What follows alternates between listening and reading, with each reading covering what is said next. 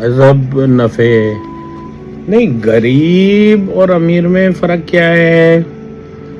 प्रश्न आपका ये काफ़ी लोडेड है। ये अकेला प्रश्न नहीं है कि गरीब और अमीर में क्या फ़र्क है। गरीब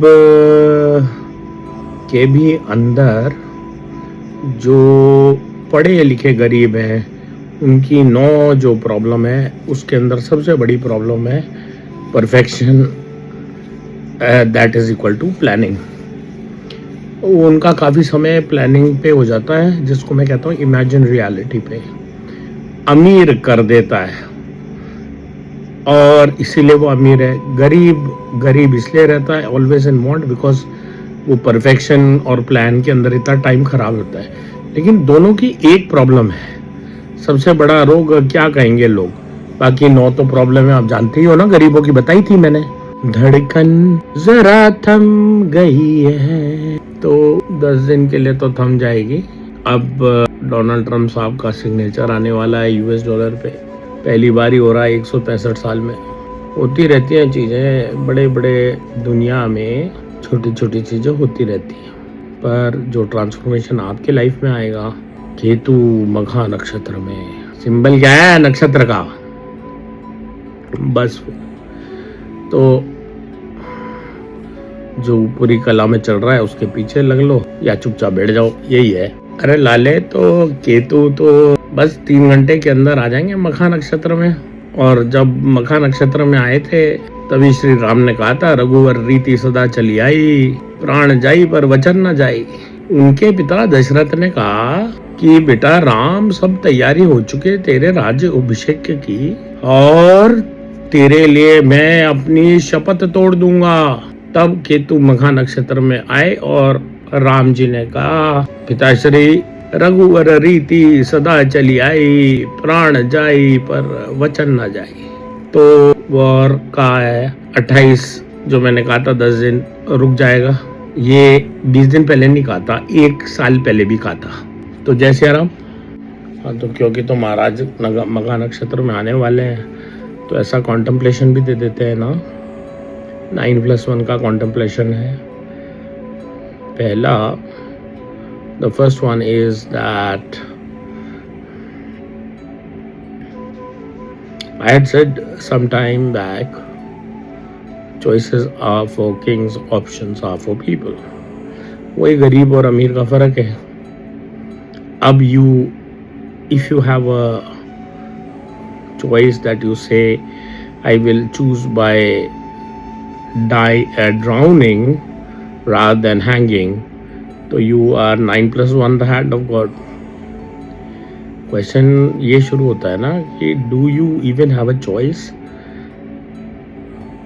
whether to choose between whether you will be hanged or drowned? If there are only 2 choices, what will you choose? तो फिर वो बोलबम कंफ्यूजन चालू है ना। Is there any other choice? Do I have a choice? फिर वो DND registry की 12 बजा कर लोग फोन करेंगे, sir we have a choice. आपकी साली वो क्या, व्हाट इज दैट, क्या वो सिबिल विबिल का बिल भी एकदम नीचे हो तो भी कुछ कर सकते हैं आपके लिए? प्रॉब्लम ये है सर, आप मुझे जाने बिना ही फ़ोन कर रहे हो, तो आपको मेरी ज़रूरत है ना, मुझे आपकी ज़रूरत नहीं है। तो do you have a choice?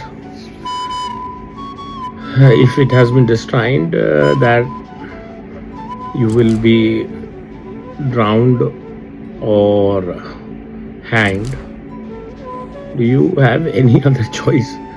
बाकी सब प्रपंच है, ड्रामा है बीच का। जय सिया राम, जय केतु महाराज की जय। केतु मघा नक्षत्र में आपके पंचांग के हिसाब से 29 को आएंगे, बट बकरी movement is also a thing ना, and gravitational and the magnetic field of the earth, how will you account for that?